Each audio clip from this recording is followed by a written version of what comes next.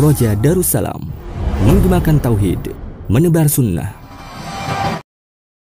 Bismillahirrahmanirrahim. Assalamualaikum warahmatullahi wabarakatuh. Innal hamdalillah nahmaduhu wa nasta'inuhu wa nastaghfiruh wa na'udzu billahi min shururi anfusina wa min sayyiati a'malina. Man yahdihillahu fala mudilla lahu wa man yudlil fala hadiyalah. Asyhadu an la ilaha illallah wahdahu la syarika lah wa asyhadu anna Muhammadan abduhu wa rasuluh wa safiyuhu wa khaliluh wa aminuhu ala wahyi wa muballighun nasi syar'a. Ma taraka khairan illa dallalat ummata alaih wa la syarral illa hadzarah min. Wa salawatullahi wa salamuhu wa ala alihi wa ashabihi wa sallama tasliman katsira amma ba'du. Alhamdulillah, pertama-tama dan itulah yang paling utama, seharusnya dan sepatutnya kita selalu mengucapkan kalimat alhamdulillah di setiap kondisi, saat kita bahagia ataupun saat kita mendapatkan sebuah musibah ataupun kesedihan. Karena insyaallah ta'ala, kata Nabi SAW, bagi mereka yang selalu mengucapkan kalimat alhamdulillah alladzi bi ni'matihi tatimmus shalihat, ataupun alhamdulillah ala kulli hal fi kulli sya'nihi, maka pada hari kiamat kelak di surga Allah Subhanahu wa taala nanti dibangunkan baginya sebuah istana megah, rumah besar megah, yang rumah tersebut ataupun istana tersebut maktubatun alaih, dituliskan di atasnya, di hadapannya Baitul Hamdi, istana pujian. Istana pujian yang dimana penghuni rumah tersebut atau istana tersebut selalu memuja dan memuji Allah Subhanahu wa taala di setiap kondisi dia tatkala menjalani kehidupan di dunia, tatkala sedih ataupun senang. Maka kita memaksimalkan cara kita untuk bersyukur kepada Allah Subhanahu wa taala di setiap kondisi yang kita rasakan. Salawat serta salam semoga Allah Subhanahu wa taala senantiasa mencurahkan kepada baginda Nabi kita tercinta Nabi Muhammad sallallahu alaihi wasallam, yang mana kita berharap pada Allah Subhanahu wa taala agar Allah memberikan taufik, kekuatan kepada kita semua agar kita bisa banyak mempelajari dan mengamalkan sunnah-sunnah Nabi SAW, sehingga dengannya kita dapat berkumpul, berjumpa dengan Nabi kita tercinta Nabi Muhammad SAW di surga Allah Subhanahu wa taala yang tertinggi, di sisi Allah Subhanahu wa taala Sidratul Muntaha. Amin ya rabbal alamin. Alhamdulillah, kembali lagi kita membaca atau mengkaji tentang perkara yang amat sangat mulia, tentang akhlak mulia, yang mana telah kita sampaikan pembahasan-pembahasan tentang ketawaduan, ketawaduan, rendah hati, rendah diri, baik kepada Allah Subhanahu wa taala maupun kepada makhluk Allah Subhanahu wa taala. Setelah itu atau sebagaimana yang telah saya janjikan di awal-awal kajian kita tentang bab akhlak ini, kita akan mengulang beberapa poin tentang pentingnya mempelajari apa? Akhlak. Sudah 2 poin yang sudah kita sampaikan. Maka pada kesempatan kali ini poin yang ketiga, tentang pentingnya mempelajari apa? Akhlakul karimah. Kemarin itu tentang apa? Maksud apa? Poin penting. Kenapa kita sangat perlu untuk mempelajari akhlakul karimah? Yaitu salah satu materi yang wajib untuk dipelajari. Wajib. Kalau tidak dosa. Wajib untuk dipelajari. Tidak ada katanya sunnah, ya. Tidak ada kata sunnah, maksudnya boleh ditinggalkan ilmu tersebut. Maka ketika seseorang telah menyebutkan atau mengucapkan kalimat syahadat, maka wajib bagi dia mempelajari perkara-perkara yang kaitannya dengan akhlak, baik yang mahmudah, akhlak-akhlak yang terpuji, ataupun akhlak madmumah, akhlak-akhlak yang tercela. Dia harus mempelajari kedua sisi ini. Itu kan kemarin ya. Maka pada kesempatan kali ini, poin yang ketiga adalah pentingnya mempelajari ilmu akhlak, yaitu akhlakul karimah, perkara-perkara yang kaitannya dengan adab, tutur kata, perilaku yang baik yang Allah Subhanahu wa taala perintahkan dan Rasulnya sallallahu alaihi wasallam, adapun juga akhlak-akhlak yang tercela yang Allah dan Rasulnya sallallahu alaihi wasallam melarang untuk kita berbuat atau melakukan hal tersebut. Bahwasanya akhlak itu ya, tinjauannya, titik beratnya, intinya, eksistensinya ya, adalah apa? Kita seakan-akan memperbicarakan, membahas tentang perkara amal. Amal. Kebanyakannya dalam perkara-perkara agama kita, kebanyakannya itu ada yang namanya teori plus amal. Ada teorinya, ada prakteknya, ya kan gitu. Wawasan, pengetahuan tentang ini, tentang itu, tentang ini, tentang itu. Jadi kita ilmui dulu perkara tersebut, kebanyakannya dalam agama kita.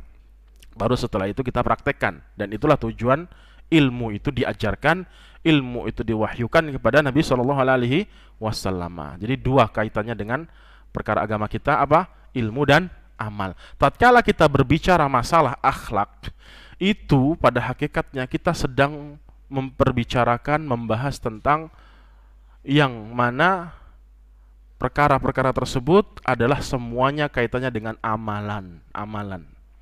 Tuntutannya itu amalan, tuntutannya besar ya, sangat-sangat besar dari poin-poin materi-materi dari ilmu akhlak. Jadi kita seakan-akan membahas materi agama kita di dalam bab akhlak, yaitu perkara-perkara amalan yang sangat tinggi urgensinya, sangat besar urgensinya dalam agama kita. Maksudnya mau tidak mau harus kita lakukan, harus kita terapkan. Maksudnya tuntutan untuk mengamalkan itu lebih tinggi, lebih besar. Karena semuanya pembahasannya itu adalah amal dan amal. Jadi kita membahas tentang perkara amalan. Jadi tuntutannya sangat besar ketika seseorang mengetahui tentang perkara-perkara akhlakul karimah, akhlak-akhlak yang terpuji dan akhlak-akhlak yang tercela, untuk dia segera aplikasikan, untuk dia segera lakukan, untuk dia segera amalkan. Dan itulah tuntutan inti dari tuntutan agama kita. Yang membedakan antara orang-orang kafir dan orang-orang mukmin amalan. Amalannya yang membedakan itu. Amalan. Begitupun orang-orang yang munafik. Yang membedakan adalah perkara masalah amalan, itu yang membedakan. Setelah masalah hati, Jadi amalan di sini bukan maksudnya amalan yang terlihat saja, tapi amalan yang tidak terlihat, yaitu di dalam hati. Jadi yang membedakan orang kafir, orang munafik, orang mukmin itu titik beratnya apa? Amalan. Baik amalan hati, baik amalan lisan, baik amalan anggota badan, tangan, mata, telinga, kaki, semuanya. Jadi urgensi dari perkara masalah akhlak adalah apa? Amalan. Dituntut kita untuk segera, jangan ditunda-tunda. Bukan hanya sekedar wawasan-wawasan saja. Makanya terkadang kita tidak terlalu loyal kepada orang yang kelihatannya dia pandai, pintar, cerdas dalam pengetahuan agamanya, tetapi buruk akhlaknya. Senang nggak Anda dengan orang seperti itu? Wah, doktor dia, profesor agama, tapi kok gangguin tetangga, suka ngomong kasar di media sosial ataupun langsung. Kira-kira kemuliaan dia, titel dia istilahnya, atau kepintaran dia berpengaruh atau tidak? Sama sekali tidak berpengaruh. Justru bisa jadi orang yang nggak bertitel, ya, orang yang mungkin ilmunya pas-pasan, tapi akhlaknya bagus banget, ya kan? Lebih mulia daripada orang-orang yang mungkin cerdas, pintar, titelnya tinggi, tapi akhlaknya buruk. Betul atau tidak? Kira-kira para bos, manajer ketika menerima karyawan-karyawannya, pegawai-pegawainya, dia akan melihat yang mana kira-kira, titelnya ataupun akhlaknya? Akhlaknya atau titelnya? Akhlaknya. Taruhlah mungkin kita standarnya S2 misalkan gitu ya, standar S2. Ya, S2. Diterima semuanya yang S2. Tapi akhlaknya semuanya buruk, dikeluarkan semua. Nggak amanah, datangnya telat-telat, pulangnya paling cepat, sering ini, sering itu, macam-macam lah.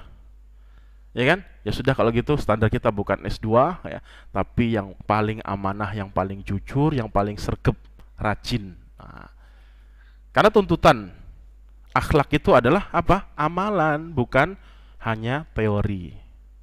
Makanya ini kembali ke dalam membahas apa? Fikih nikah. Pranikah, sebelum menikah itu kan harus ada ilmunya dulu. Jangan langsung gerusa-gerusu tiba-tiba cari pasangan Anda sekehendak Anda. Anda harus ilmui dulu apa sih tuntutan atau apa tuntunan dari Allah Subhanahu wa taala dan Rasulullah SAW perkara kaitannya dengan memilih apa pasangan. Makanya jangan salahkan istri Anda, jangan salahkan suami Anda, gitu ya. Ketika terjadi apa? Pertikaian, terjadi ketidakharmonisan atau tidak ada keharmonisan di dalam rumah tangga Anda, selalu cekcok, selalu apa? Bermusuhan, berselisih dan seterusnya. Jangan salahkan orang lain dulu, jangan salahkan pasangan Anda dulu, tapi salahkan Anda dulu. Langsung salahkan Anda. Kenapa istri saya seperti itu?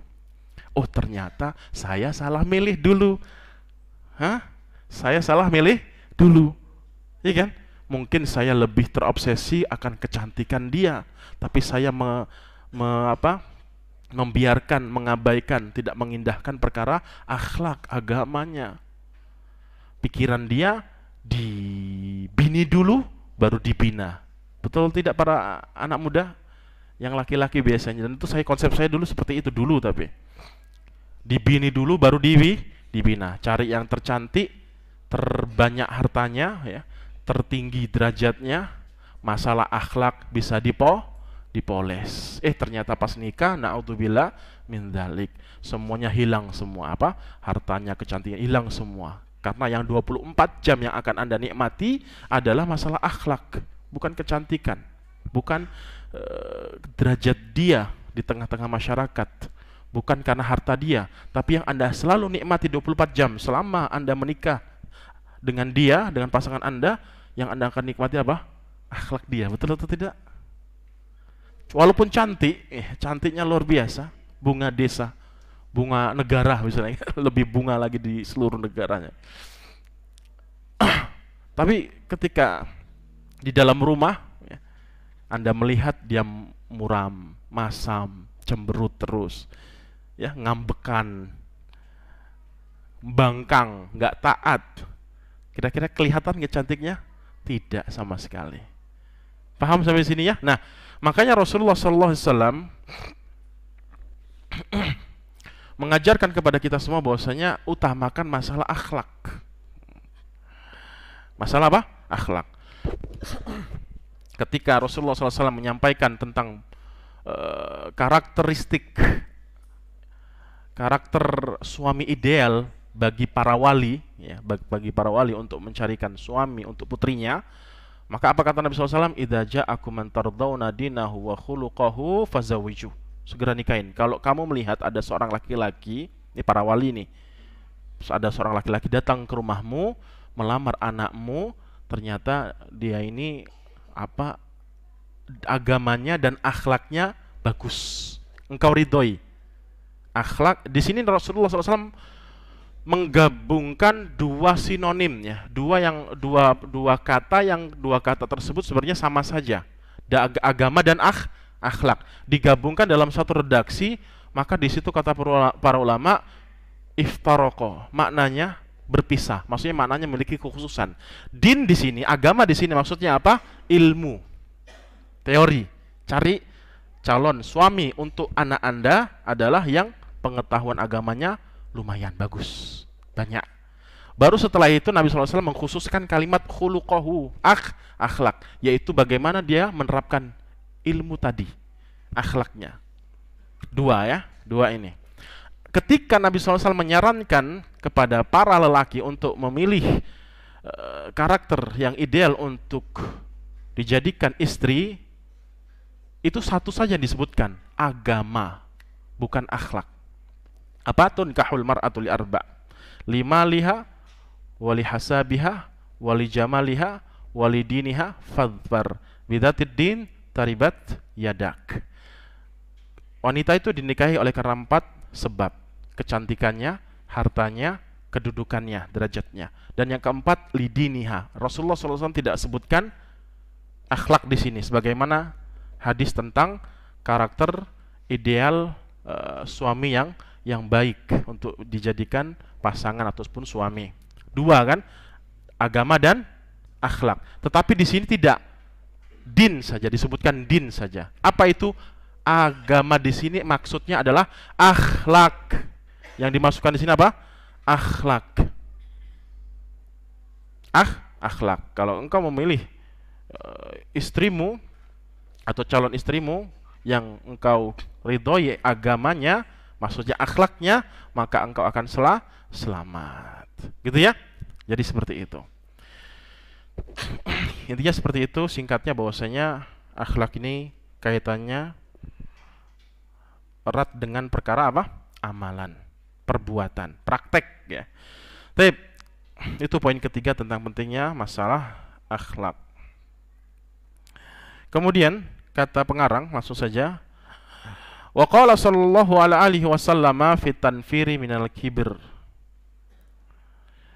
Nabi SAW bersabda tentang perkara menjauhi, menghindari dari perkara kesombongan. Kesombongan. Kemudian Nabi SAW mengatakan, ala ukhbirukum.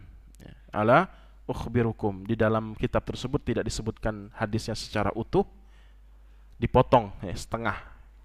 Saya bacakan hadis lengkapnya. Diriwayatkan oleh Al-Imam Bukhari dari sahabat Al-Harithah Ibn Wahbin Al-Khuzai. Kata beliau, sami'tu Nabiyya sallallahu alaihi wasallam yaqul. Aku mendengar Nabi sallallahu alaihi wasallam bersabda, ala ukhbirukum bi ahlil jannati. Maukah kalian aku kabarkan tentang sifat-sifat penduduk surga? Mau enggak atau tidak? Mau atau tidak? Ini Nabi SAW berkata kepada para sahabatnya, ya kita juga maulah pastinya. Maukah kalian itu aku kabarkan sifat-sifat penduduk surga?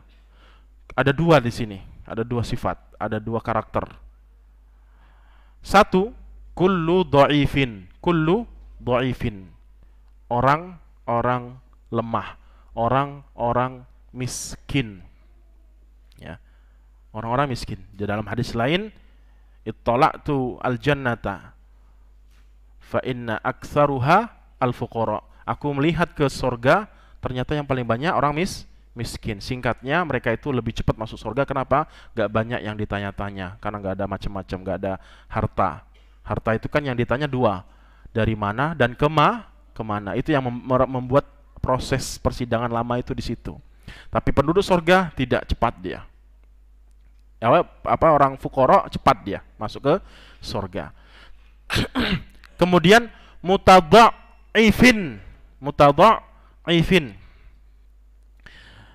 yaitu mutadha'ifin, orang yang tawadhu, orang yang lemah. Maknanya juga secara bahasa lemah, tapi lemah di sini bukan lemah fisik, bukan lemah materi, bukan lemah harta sebagaimana poin pertama, tapi lemah di sini adalah dia tidak sombong, merendahkan dirinya, merendahkan hatinya di hadapan Allah dan di hadapan makhluk-makhluk Allah Subhanahu wa taala. Enggak sombong. Ya?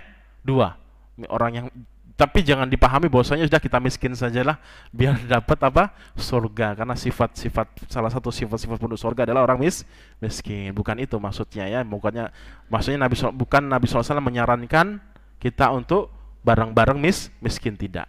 Bukan itu. Maksudnya ketika seseorang sudah maksimal untuk bekerja, untuk mencari nafkah, ternyata nggak seperti orang-orang yang lain yang mendapatkan banyak kenikmatan dunianya, ya sudah, nikmati saja, syukuri apa yang ada, maka itu sebuah keistimewaan bagi dia, yaitu orang miskin tadi.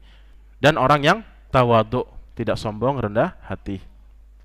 Kemudian Nabi SAW mengatakan, lau aqsama 'ala Allah la abarrahu.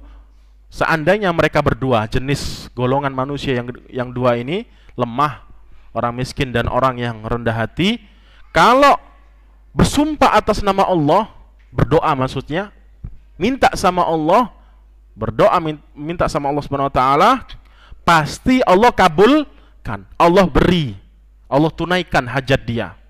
Makanya hati-hati, jangan sampai menzalimi orang-orang kecil, orang-orang lemah, orang-orang miskin, orang-orang yang rendah hati, rendah diri, memiliki sifat tawadhu. Hati-hati. Kenapa? Kalau kita menyakiti hati mereka, kemudian mereka, na'udzubillah min dzalik, dia berdoa kepada Allah atas kehancuran kita, maka Allah akan kabulkan apa yang dia doakan kepada Allah atas kesalahan kita kepada dia. Jadi muliakan mereka, muliakan, jangan, ya kelihatannya memang kayak ya gitu-gitu aja pakaiannya, duduk di jalan, ya. Kemudian naudzubillah min dzalik, dia minta-minta dan seterusnya. Tetap kita berikan perhatian besar, kita sayangi, kita cintai, kita elus kepala anak kecilnya, kayak itu. Sebenarnya seperti itu yang harus kita lakukan, kita muliakan mereka itu. Kenapa? Karena kalau mereka berdoa kepada Allah Subhanahu wa taala, pasti Allah Subhanahu wa taala akan kabulkan. Itu apa keistimewaan mereka, sudah diberikan tiket masuk surga, plus di dunia Allah muliakan, Allah kabulkan semua yang mereka inginkan. Semua mereka yang inginkan. Makanya kata Rasulullah SAW dalam riwayat lain, orang-orang kaya, kenapa kok bisa jadi kaya? Itu gara-gara orang miskin. Latun soru nabi tu'afaikum, kata Nabi SAW. Kalian itu kaya, sukses, itu sebab dari orang-orang miskin. Sebab dari orang-orang miskin. Kok bisa? Bisa saja. Kenapa? Mereka tidak akan mendapatkan pertolongan dari Allah Subhanahu wa taala kecuali melalui harta-harta orang-orang kaya. Ketika Allah Subhanahu wa taala berikan, melimpahkan harta kepada orang-orang kaya dari harta benda, dari emas perak, dari rupiah, dari pertanian, peternakan, itu pada hakikatnya Allah ingin memberikan limpahan kekayaan kepada orang kaya tadi agar sampai nisab, kemudian dikeluarkan zakatnya untuk orang-orang miskin, gitu. Atas doa-doa mereka, ya Allah, berikanlah kami rezeki, Allah kabulkan lewat tangan-tangan rezeki kekayaan orang-orang kaya. Itu maksudnya. Karena doa-doa mereka itu maksudnya. Karena doa-doa mereka. Jadi Allah berikan pertolongan kepada mereka itu lewat orang-orang kaya. Gitu ya. Maka Allah sukseskan orang-orang yang sukses dalam mencari rezekinya, kenikmatan dunianya. Kemudian setelahnya kebalikannya. Ala ukhbirukum bi ahlin nar, maukah kalian aku kabarkan tentang sifat-sifat penduduk neraka? Sebaliknya. Ada 3 di sini. Dalam riwayat lain ditambah 1, ada 4 berarti. Nabi SAW mengatakan, siapa saja mereka orang-orang yang dimasukkan ke dalam neraka, sifat-sifat penghuni neraka, kullu utullin. 1, orang-orang yang ja'dhari, orang-orang yang faddul ghalidh, syadid, kasar. Ini sifat penduduk neraka yang mana di dunianya kasar, baik lisannya, mulutnya, atau tangannya, atau badannya, atau kakinya, kasar orangnya. Nih, salah satu sifat orang-orang apa? Penghuni neraka. Di dunia orangnya kasar, dia kasar. Terkhusus kasarnya di sini, kerasnya di sini, tidak berlaku lembut dia intinya ya, kepada sesama dia. Terlebih-lebih lagi orang-orang yang terdekat di dalam rumahnya, kepada suaminya, kepada istrinya, kepada anak-anaknya, itu ghalid banget, keras, dikit-dikit marah, dikit-dikit ngomel, dikit-dikit tangan, ya, dikit-dikit itu dan seterusnya. Hati-hati ya. Utullin 1. Kedua, jawadzin. Jawadzin, yaitu orang-orang ini poin tema kita. Jawadzin, yaitu orang-orang yang mukhtal, mukhtal, sombong, sombong. Tapi sombongnya di sini, jawad di sini disebutkan oleh para ulama tafsir hadis ini, jawad di sini adalah sombong ketika berjalan. Sombong ketika berjalan, mengangkat, membusungkan dadanya, membanggakan pakaian dia, rambut dia, kata Nabi SAW nanti hadisnya kita sebutkan, kecantikan dia, kegantengan dia, bagusnya pakaian dia, bagusnya kendaraan dia, bagusnya motor dia, mobil dia, rumah dia. Itu kesombongan. Jawad itu tinjauannya adalah bagaimana dia menghiasi diri dia ketika berjalan di bumi. Dia merasa tinggi, itu jawad namanya. Kalau mustakbir, baru setelahnya, baru yang ketiga, Nabi SAW mengatakan mustakbirin. Sombong juga artinya. Sombong juga artinya. Cuman bedanya kalau jawad lebih kepada bentuk, ya, lebih kepada sikap, lebih kepada sikap, fisik. Ya. Tapi mustakbirin dia lebih kepada kebencian dia kepada kebenaran. Gak mau mendengar nasihat orang lain, gak mau mendengar saran orang lain, merasa lebih benar. Orang lain salah semua. Dia yang paling pintar, dia yang paling ganteng. Orang lain jelek semua, orang lain hina semua. Itu mustakbirin. Jadi di dalam bahasa Arab, Masya Allah, dia satu kata memiliki banyak makna-makna, walaupun dia persamaan. Ya, jawad, mustakbirin. Siapa? Penghuni neraka, utulin, kasar, hati-hati. Yang suka kasar sama suaminya, yang suka kasar sama istrinya, yang suka kasar sama anak-anaknya, yang suka kasar sama orang tuanya, hati-hati. Temannya dan seterusnya. Baik lisan, omongan. Apa istilahnya? Lisannya ini pedes bahasa kita, ya, pedes. Pedes, ya, nyakitin, dikit-dikit nyakitin hati. Difikir dulu apa yang ingin kita katakan, difikir dulu. Ini nyakitin atau tidak? Ini bagus atau tidak? Menyinggung hati lawan bicara atau tidak? Dipikir dulu. Tidak, bismillah, katakan. Kayaknya sakit ya hatinya kalau saya ngomong ini. Sudah, tahan. Hati-hati. Kenapa? Karena itulah sifat penghuni penduduk neraka.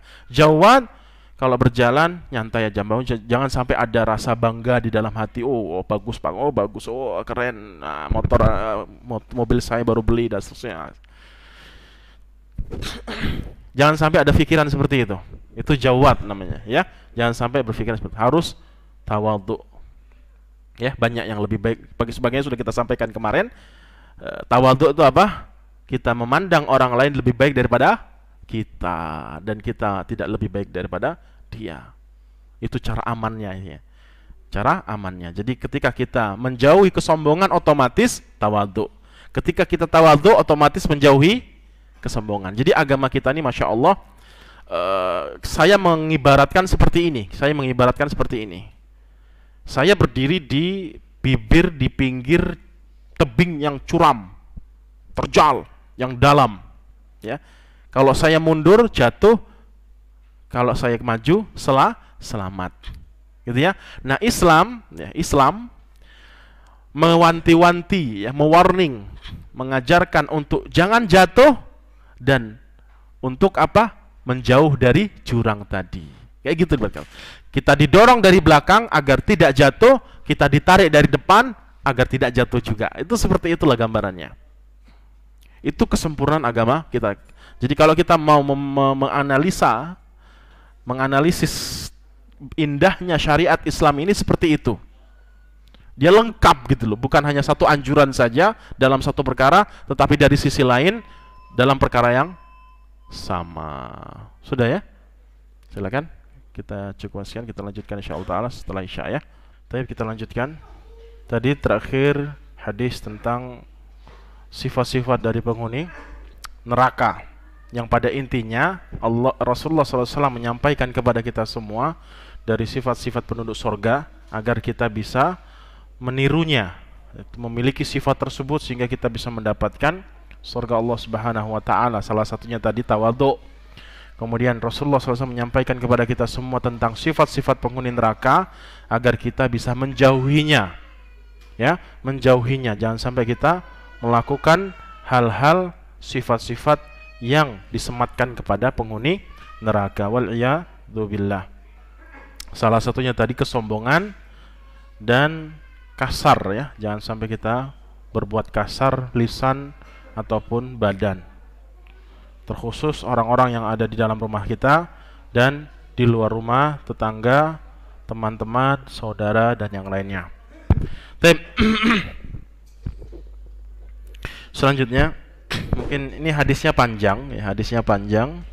Mungkin saya potong saja sedikit karena saya nggak bisa lama-lama, kalau malam itu memang ada kerjaan lain. Jadi saya potong sedikit saja hadis ini, kemudian baru kita buka tanya jawab. Kemudian kata pengarang, beliau mengatakan, bersabda Nabi sallallahu alaihi wasallam, waqala, bersabda Nabi sallallahu alaihi wasallam dalam hadis yang lain, salah satun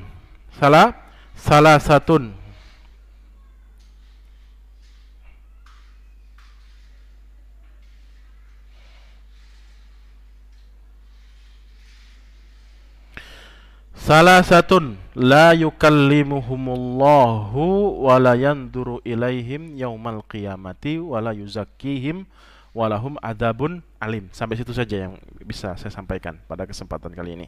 Ada 3 golongan, 3 jenis manusia. Yang satu, Allah nggak akan ajak dia berbicara. 2, Allah Subhanahu wa taala tidak akan menoleh dia, melihat dia. 3, Allah Subhanahu wa taala tidak akan mensucikan dia. 4, baginya adab yang pedih, sakit, keras, ya. 4, ya. Ada 3 golongan manusia yang Allah tidak ajak bicara, tidak Allah lihat, tidak Allah sucikan, dan bagi mereka adab yang keras. Sebenarnya, ya, 1 kata saja sudah cukup. Ini kan 4 poin tuh. 1 poin itu sudah cukup untuk memaknai bagi golongan tersebut adab yang pedih, yang keras pada hari kiamat kelak. Itu cukup menunjukkan bahwasanya mereka adalah orang-orang yang dimasukkan oleh Allah Subhanahu wa taala ke dalam neraka jahanam. Kalimat 1 saja sudah cukup sebenarnya. Apa itu? Contoh 1, kita ambil 1 saja. Allah tidak akan ngajak bicara kepada mereka. Itu sudah menunjukkan bahwasanya Allah tidak memperdulikan mereka. Padahal pada saat itu manusia di padang mahsyar sangat membutuhkan pertolongan, di mana tidak ada pertolongan kecuali pertolongan Allah Subhanahu wa taala. Nah, Allah nggak ajak dia bicara. Allah nggak ajak dia bicara di sini, maksudnya Allah tidak berikan kehormatan. Bagaimana sih Anda kalau di boikot istilahnya, ya? Di boikot dari salah satu teman kita atau pasangan kita lah, ya, merajuk, nggak mau ngomong. Sakit atau tidak? Sakit. Nggak menghargai lah istilahnya, ya. Diem aja dia, nggak mau ngomong. Ditanya nggak jawab, boro-boro mau tanya, ditanya aja saja nggak mau menjawab. Itu maksudnya apa? Kata para ulama, Allah tidak akan mengajak mereka berbicara pada hari kiamat. Itu adalah istihanatan bihim wa ghadban alaihim. Itu menunjukkan bahwasanya Allah lagi marah sama dia, gitu. Paham, ya? Jadi kalau ada seseorang yang nggak mau berbicara dengan kita, memboikot kita, itu tanda dia benci, tanda dia nggak suka, tanda dia marah kepada kita. Ya, jadi misalkan kita punya istri, kita punya suami, kita punya anak-anak, kita punya orang tua, mungkin dia diem aja, diajak ngomong ketus, tahu ketus, ya? Tahu ketus? Tahu, ya? Apa bahasa Palembang kita? Apa ya? Pokoknya wajahnya itu menunjukkan bahwasanya nggak enak dipandang, nggak enak kalau diajak berbicara, gitu loh. Intinya gitu, ketus bahasanya. Jadi kalau diajak ngomong dia diem aja, nggak mau ngobrol dengan kita, atau maling muka, ya, memalingkan mukanya. Apa maksud dia seperti itu? Marah. Ya, pada saat itulah, pada hari kiamat kelak, Allah Subhanahu wa taala tidak akan mengajak berbicara kepada 3 golongan yang insya Allah akan kita sampaikan. 3 golongan tersebut, itu maksudnya adalah istihanatan. Itu sebuah penghinaan dari Allah Subhanahu wa taala kepada mereka 3 golongan tadi. Wa ghadban lahu alaihim, dan Allah marah kepada mereka. uqubatun lahum ala jurmin qad waqa'u fihi. Itu maksudnya adalah sebuah adab ya. Ketika Allah marah, tidak mengajak berbicara kepada hamba-hambanya pada hari kiamat kelak, itu tandanya itu diadab, itu diadab. Itu tandanya apa? Adab. Jadi adab itu, jamaah sekalian dimuliakan Allah Subhanahu wa taala, adab itu, siksaan itu bukan hanya fisik, dibakar ya, disetrika, digebuk ya, dihantam. Bukan itu, bukan hanya itu adab, bukan hanya itu. Tetapi adab itu juga maksudnya adalah, maknanya juga adalah apa? Adab, mengadab hati ya, rasa. Jadi adabnya itu adab fisik dan adab indera perasa atau hati yang diadab itu. Batin juga diadab, disiksa. Batin disiksa dengan cara itu tadi. Jadi bukan fisik aja diadab, tapi hati juga, batin juga disiksa oleh Allah SWT, diadab. Jadi sempurna adabnya, baik fisik maupun hati. Ya, itu menunjukkan bahwa kerasnya adab Allah Subhanahu wa taala pada hari kiamat kelak. Allah tidak akan mengajak dia berbicara. Satu, tidak akan apa? Tidak akan mensucikan, tidak akan melihat mereka. Tidak akan melihat, tidak diajak ngomong sama Allah, tidak dilihat oleh Allah Subhanahu wa taala. Apa maksudnya tidak dilihat oleh Allah Subhanahu wa taala? Yaitu ketika kita berbicara, lawan bicara kita itu melihat kita face to face gitu, empat mata langsung, itu menunjukkan apa? Keloyalitasan dia kepada kita, kesayangan dia, kasih sayang dia kepada kita. Bahwasanya dia cinta, sayang dengan kita. Ketika dia memandang mata kita, ketika berbicara. Ketika dia diajak ngomong, diajak berbicara, dia malah lihat HP, lihat ke sana, lihat ke sini, tidak melihat wajah kita. Itu maksudnya apa? Dia nggak loyal sama kita, nggak peduli, nggak sayang, nggak cinta sama kita. Betul atau tidak? Nah, seperti itulah bentuknya nanti ketika Allah Subhanahu wa taala tidak memandang, tidak melihat tiga golongan yang insya Allah akan kita sampaikan. Maksudnya adalah Allah tidak berikan kasih sayang, tidak berikan pertolongan, tidak berikan kemuliaan pada saat itu. Padahal pada saat itu kita sangat butuh apa? Pertolongan, rahmat Allah Subhanahu wa taala. Di dunia kita sangat butuh rahmat Allah. Terlebih lagi apa? Ketika pada saat itu yang tidak ada pertolongan, yang tidak ada lagi kasih sayang kecuali dari Allah Subhanahu wa taala. Kan itulah penentu. Karena itulah apa? Penentu kita selamat atau tidaknya. Yang ketiga, wala yuzakkihim. Allah tidak akan mensucikan mereka. Apa maksudnya mensucikan mereka? Allah tidak menghapuskan dosa-dosa mereka. Fala yutahhiruhum min dunubihim wala yaghsiluhum min danaatihim wala yaghfiru lahum. Ketika Nabi SAW mengatakan Allah tidak mensucikan mereka, itu maksudnya apa? Tidak membersihkan mereka dari kotoran-kotoran maksiat dosa. Yang konsekuensi dosa itu adalah azab, dimasukkan ke dalam neraka jahanam. Jadi kata Allah Subhanahu wa taala dalam surat Ali Imran ayat 85, Allah Subhanahu wa taala katakan, "Faman zuhziha 'anil nari wa udkhilal jannata faqad faz." Kita hidup di dunia ini cuman 2 tiket yang harus kita pegang. Tidak banyak. 2 tiket yang harus kita miliki sebelum kita mati. Jangan sampai tidak. Apa itu? Barang siapa, kata Allah SWT dalam surat Ali Imran tadi, barang siapa yang Allah selamatkan dari api neraka dan dimasukkan ke dalam surga, faqad faz, maka dia termasuk orang-orang yang sukses, beruntung. Berarti ada orang-orang yang mungkin dapat tiket surga tapi mampir dulu ke neraka. Dan itu jelas. Ada orang jadi surga yang paling terendah itu, yang kata Nabi SAW, kenikmatan surga yang paling rendahan, yang paling bawah, kelas ekonomi ya, bahasa kita, itu kenikmatannya seperti seorang raja yang memiliki kekuasaan 10 kali lipat dunia. Siapa yang punya itu? Yang terakhir masuk neraka. Yang terakhir masuk surga, yang dikeluarkan dari neraka. Gitu. Jadi mampir dulu dia, walaupun dia dimasukkan dalam surga, tapi surga yang bawahan yang Masya Allah bisa merasakan kenikmatan 10 kali dunia. Kita sekarang yang terkaya siapalah gitu. Kira-kira berapa persen dari dunia ini?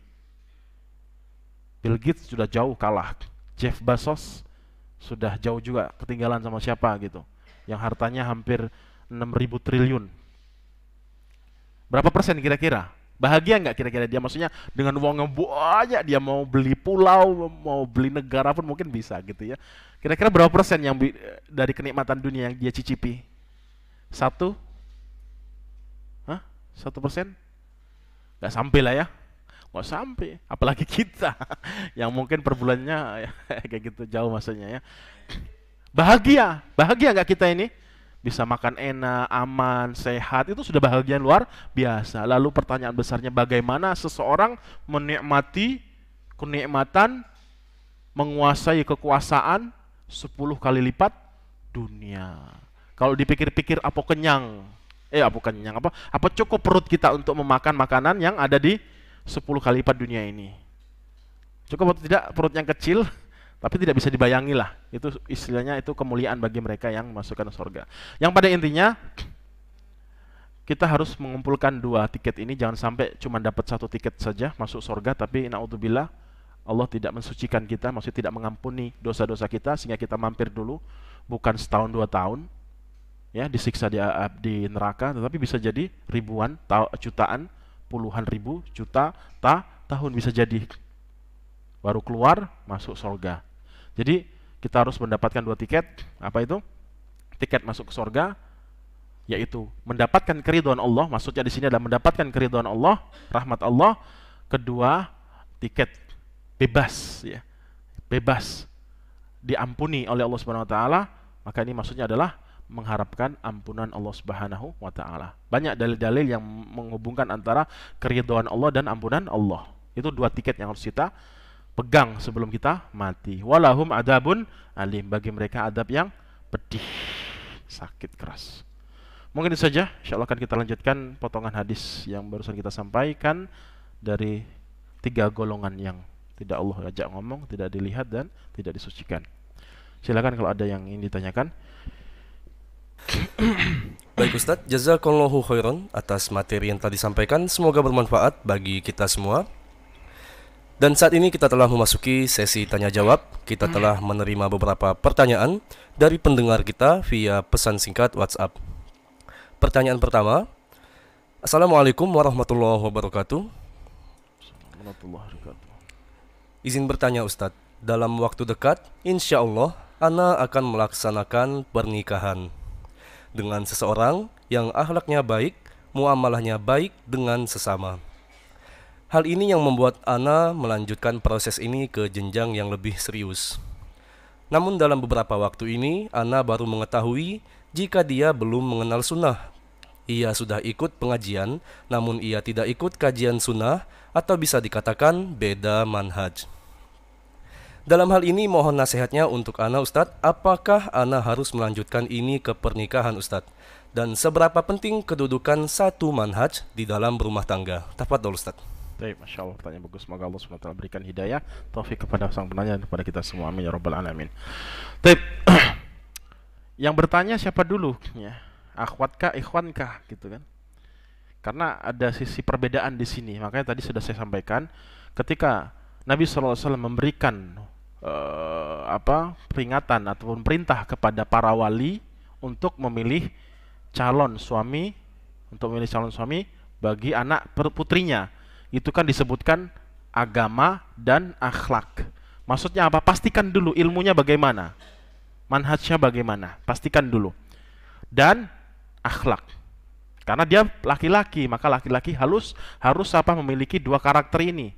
Karena dia pemimpin. Laki-laki itu adalah pemimpin, maka dia harus dalam ilmunya dan memiliki akhlak.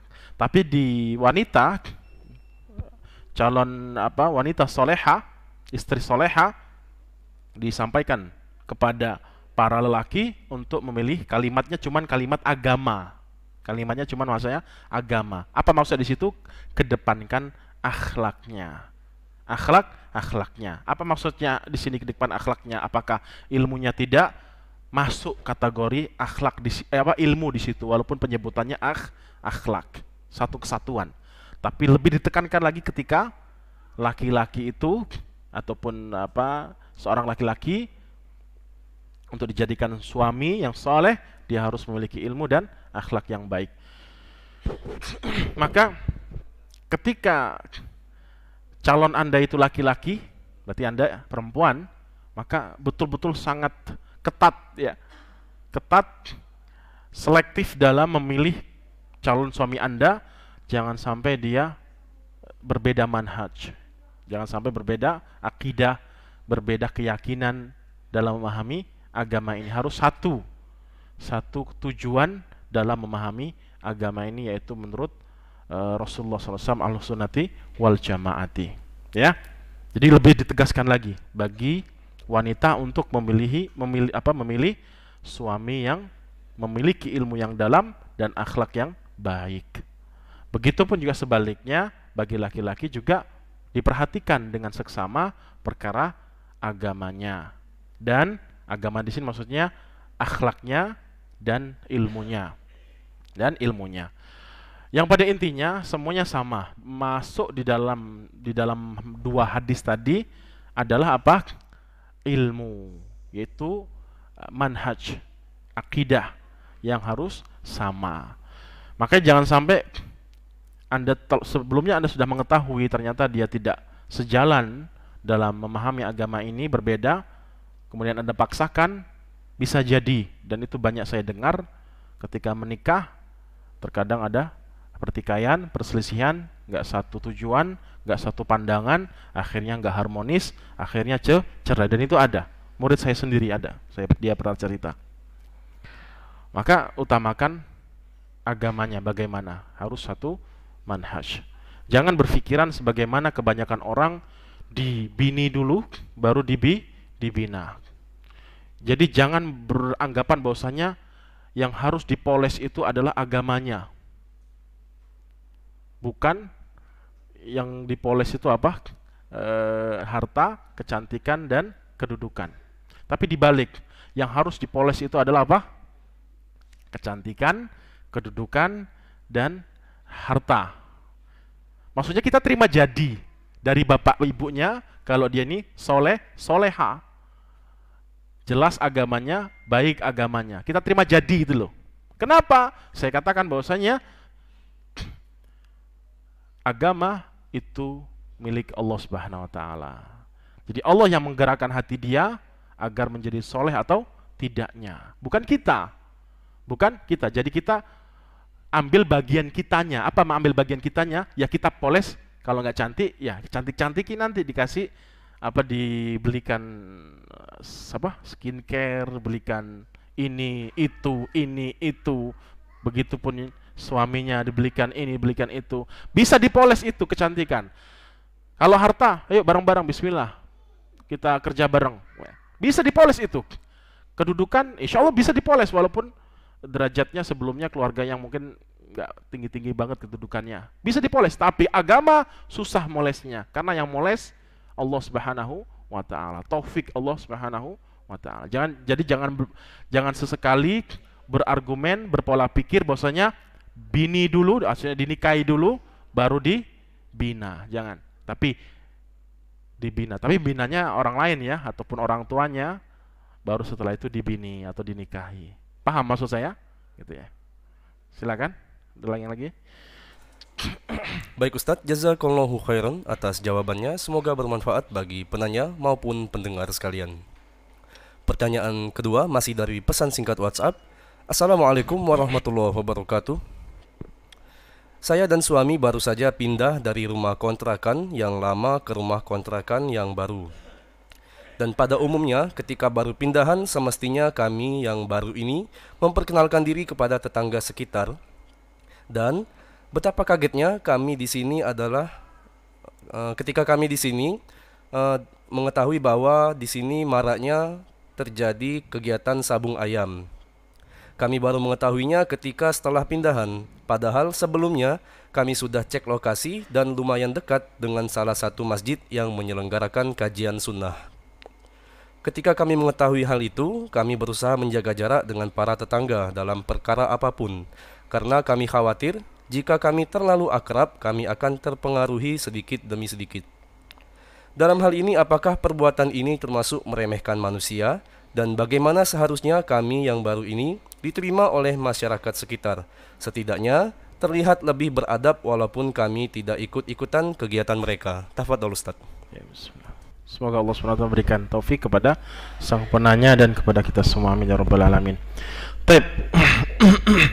Sama ada korelasi yang kuat antara jawaban saya di pertanyaan pertama tadi. Masalah hidayah, ya, masalah hidayah. Yaitu tetap wajib kita mencari tetangga-tetangga yang betul-betul soleh. Walaupun tadi alasannya mungkin dekat dengan masjid, tapi yang lebih dekat itu tetangga Anda, kanan kiri Anda, depan belakang Anda. Itu yang paling dekat ya.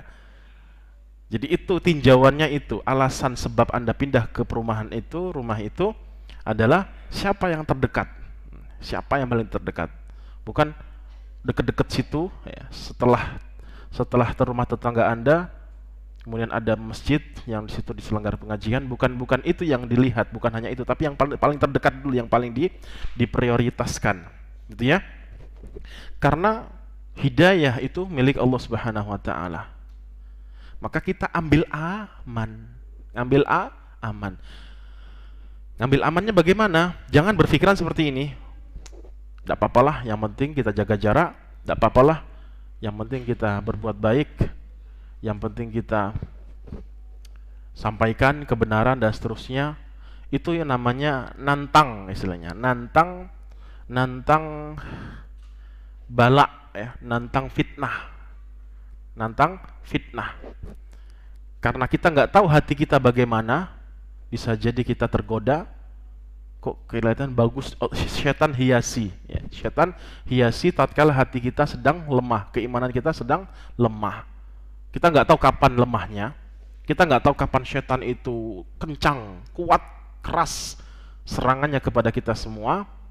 Gara-gara itu tadi, kita tidak mengedepankan prioritas yang terpenting, yaitu memilih orang-orang yang terdekat dulu, bukan yang setelahnya.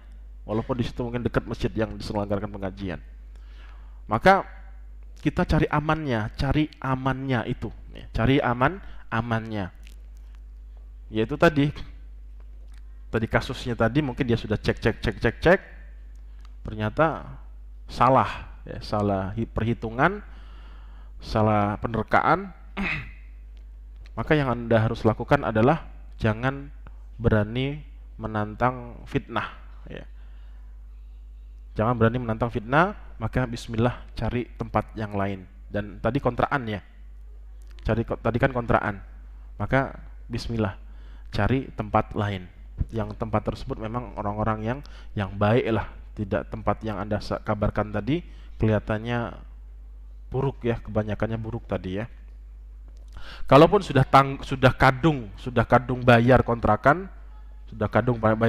maka dua yang harus Anda lakukan. Satu, Anda pindah alihkan ke siapa gitu ya, atau mungkin bisa jadi Anda batalkan dengan yang punya rumah, atau Anda bertahan dulu selama setahun, jangan tambah lagi.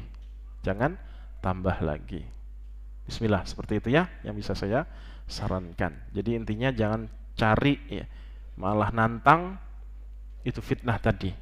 Kita cari amannya, kita nggak tahu kapan setan itu kuat, getol dalam menggoda kita.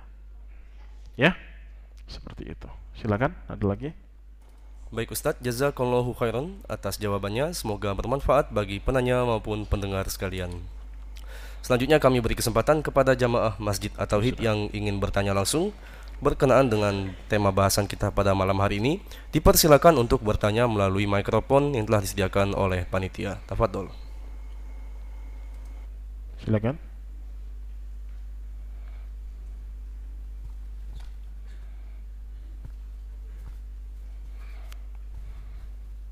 Bismillah. Assalamualaikum warahmatullahi wabarakatuh. Waalaikumsalam warahmatullahi wabarakatuh. Ustaz, kalau di dalam hati kita ini masih susah untuk memaafkan kesalahan orang lain, apakah itu masuk kategori masih orang yang sombong, Ustaz? Jazakallah khair. Baik. Semoga Allah SWT memberikan hidayah, taufik kepada sang penanya.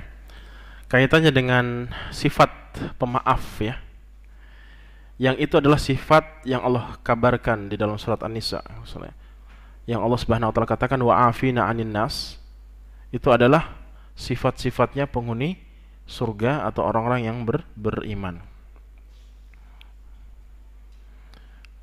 Surat Ali Imran ya, Ali Imran ayat 134. Allah Subhanahu wa taala katakan alladzina yunfiqu fis sarra wad dharra wal kadhimina al ghaidha wal 'afina 'anil nas wallahu yuhibbul muhsinin, yaitu sifat orang-orang yang tingkatannya derajat yang tertinggi dari kalangan orang-orang yang beriman, yaitu muhsinin. Muhsinin itu adalah kedudukan yang tertinggi setelah keimanan. Ya. Siapa saja mereka itu, apa saja sih sifat-sifatnya? Salah satunya suka memberi maaf. Kaitannya dengan pertanyaan Anda tadi, apakah yang tidak memberikan maaf sombong? Maka saya jawab tidak. Tidak, bukan maknanya adalah sombong. Kenapa? Karena kita fitrahnya manusia kalau dizolimi satu kali mungkin bisa kita maafkan. Kemudian dia minta maaf, kita maafkan. Dizolimi lagi, dia minta maaf, kita maafkan. Ketika ketiga kalinya, keempat kalinya, dan seterusnya, berat kita untuk memaafkan dia. Dan itulah sifat naluri asli manusia. Susah, berat, masih jengkel, masih sakit, dan itu wajar-wajar saja. Ya, wajar-wajar saja.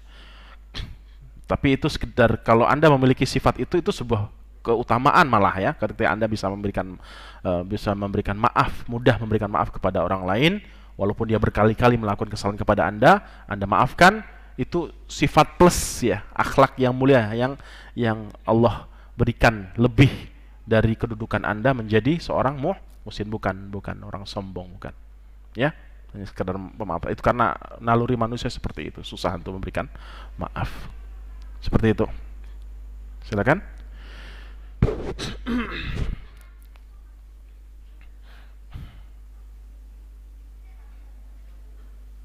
Insya Allah kita akan sampaikan apa sih makna-makna sombong itu apa. Jadi bisa jelas ya. Itu tidak ada makna sombong di situ. Sudah? Nggak ada lagi? Cukup?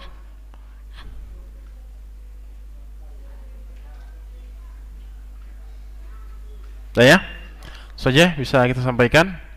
Semoga yang sedikit ini bermanfaat bagi kita di dunia kita dan di akhirat kita kelak. Semoga Allah Subhanahu wa taala mengumpulkan kita semua di surga Allah Subhanahu wa taala tertinggi bersama Nabi kita tercinta Nabi Muhammad sallallahu alaihi wasallam, sebagaimana Allah Subhanahu wa taala mengumpulkan kita semua di masjid yang penuh dengan keberkahan ini, Masjid At-Tauhid. Amin ya rabbal alamin. Wassallallahu ala nabiyyina Muhammad. Subhanakallahumma wa bihamdika asyhadu an la ilaha illa anta astaghfiruka wa atubu ilaik. Assalamualaikum warahmatullahi wabarakatuh.